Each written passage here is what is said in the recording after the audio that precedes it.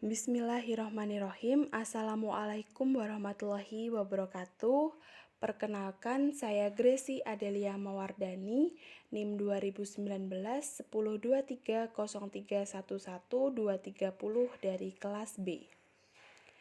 Baiklah, dalam video ini saya akan menjelaskan hasil asesmen saya mengenai Fear of Missing Out atau FOMO pada mata kuliah Deteksi Dini Gangguan Psikologi yang diampu oleh Bapak Zainul Anwar, SPSI MPSI Psikolog. Apa sih Fear Missing Out itu? FOMO atau Fear Missing Out menurut PR Zibilski dan kawan-kawan tahun 2013 adalah suatu ketakutan akan kehilangan momen berharga individu atau kelompok lain di mana individu tersebut tidak dapat hadir di dalamnya dan ditandai dengan keinginan untuk tetap terus terhubung dengan apa yang orang lain lakukan melalui internet atau dunia maya. Sedangkan menurut JWT Intelligence tahun 2012, Fear of Missing Out atau FOMO merupakan suatu ketakutan yang dirasakan oleh seseorang bahwa orang lain mungkin sedang mengalami suatu hal atau kejadian yang menyenangkan, namun orang tersebut tidak ikut merasakan hal tersebut. Menurut Dickman tahun 2012 dalam Sitompul HL 2017, FOMO cenderung mengarahkan seseorang akan perasaan cemas terhadap teman-temannya yang lebih bisa untuk melakukan sesuatu, mengetahui akan hal baru atau memiliki benda-benda lebih banyak dibandingkan dengan dirinya. Individu dengan fear of missing out ini harus tetap terhubung dengan media sosial supaya dapat mengetahui apa yang individu lain lakukan, seperti informasi mengenai profil, berita, ataupun status terbaru milik individu lainnya. Berdasarkan definisi yang telah dijabarkan oleh PR Zibilski tahun 2013 dalam Haryadi AF tahun 2018, maka aspek-aspek dari fear of missing out atau FOMO adalah ketakutan akan kehilangan momen berharga dari individu, ketakutan akan kehilangan momen berharga dari kelompok lain, dan keinginan untuk tetap terhubung dengan apa yang orang lain lakukan. Faktor-faktor yang mempengaruhi fear of missing out. Yang pertama adalah tidak terpenuhinya kebutuhan psikologis akan relatedness. Relatedness atau kedekatan atau keinginan untuk terhubung dengan orang lain merupakan suatu kebutuhan seseorang untuk merasakan perasaan tergabung, terhubung, dan kebersamaan dengan orang lain. Kondisi seperti pertalian yang kuat, hangat, dan peduli dapat memuaskan kebutuhan untuk pertalian sehingga individu merasa ingin memiliki kesempatan lebih dalam berinteraksi dengan orang-orang yang dianggap penting dan terus mengembangkan kompetensi sosialnya. Dan apabila kebutuhan psikologis akan relatedness tidak terpenuhi, dapat menyebabkan individu merasa cemas dan mencoba mencari tahu pengalaman dan apa yang dilakukan oleh orang lain, yaitu salah satunya melalui internet. Yang kedua adalah tidak terpenuhinya kebutuhan psikologi akan self.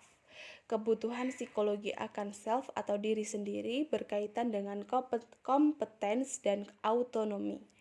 Kompetens didefinisikan sebagai keinginan yang melekat pada individu untuk merasa efektif dalam berinteraksi dengan lingkungannya, mencerminkan kebutuhan untuk melatih kemampuan dan mencari tantangan yang optimal.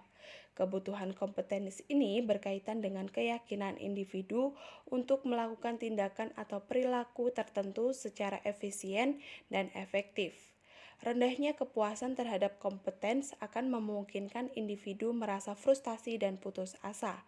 Sementara, autonomi adalah pengalaman merasakan adanya pilihan, dukungan, dan kemauan yang berkaitan dengan memulai, memelihara, dan mengakhiri keterlibatan perilaku.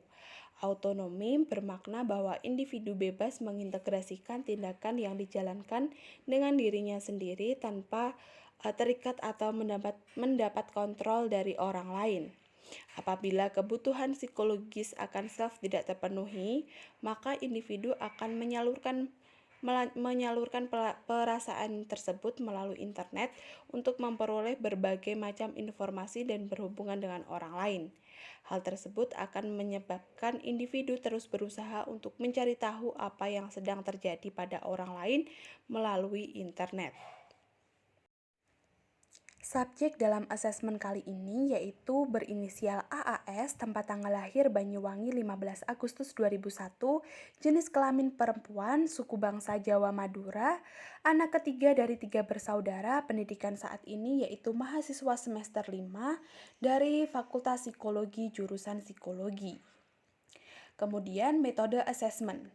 Metode assessment yang digunakan adalah dengan menggunakan skala Fear of Missing Out yang dibuat oleh PR Zibilski et al. Pada tahun 2013.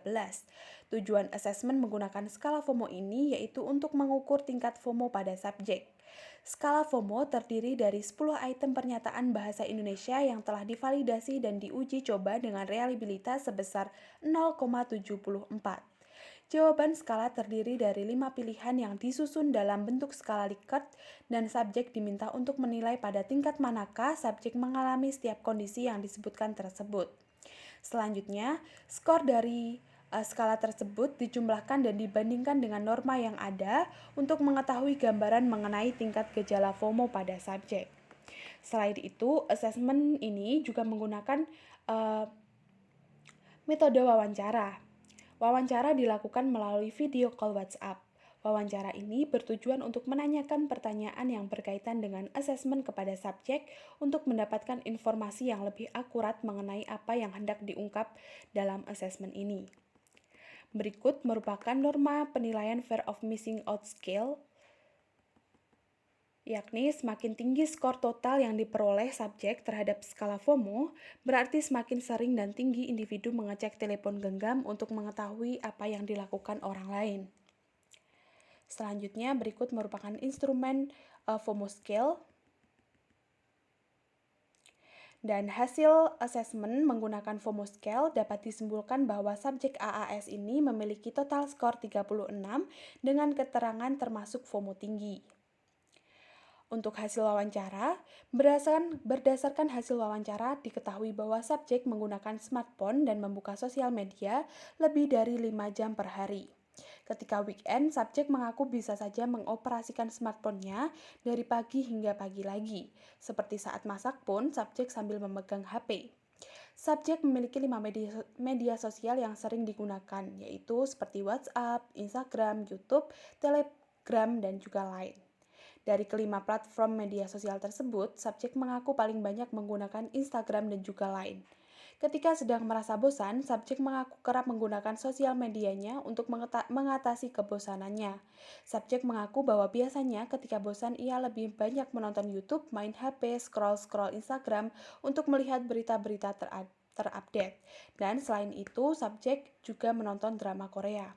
Subjek mengaku bahwa dengan membuka sosial media, ia akan mendapatkan kepuasan tersendiri mengenai informasi yang subjek cari. Dengan membuka sosial media, subjek merasa lebih informatif untuk dirinya sendiri. Selain itu, subjek merasa bahwa ia sedih ketika melihat teman-temannya memiliki pengalaman yang lebih menarik, merasa terasingkan ketika tidak bisa menyetarakan gaya hidupnya dengan teman-temannya, sering merasa was-was ketika melewatkan informasi dari apa yang sedang teman-temannya lakukan dan merasa takut ketika tiba-tiba ada informasi yang baru yang subjek lewatkan atau subjek lupa. Simpulan dari asesmen kali ini yaitu bahwa FOMO dapat didefinisikan sebagai ketakutan akan kehilangan momen berharga individu atau kelompok lain di mana individu tersebut tidak dapat hadir di dalamnya. FOMO ditandai dengan adanya keinginan untuk terus-menerus keinginan berhubungan dengan apa yang individu lakukan melalui dunia maya. Berdasarkan hasil data yang telah diperoleh dari skala maupun wawancara dalam asesmen ini, maka didapatkan gambaran sebagai berikut, yaitu ketakutan akan kehilangan momen disebabkan karena tidak terpenuhinya kebutuhan psikologis relatedness dan self. Fear of missing out pada subjek AAS cenderung berada pada kategori tinggi. Subjek mengaku bahwa subjek membuka HP atau sosial medianya lebih dari 5 jam per hari.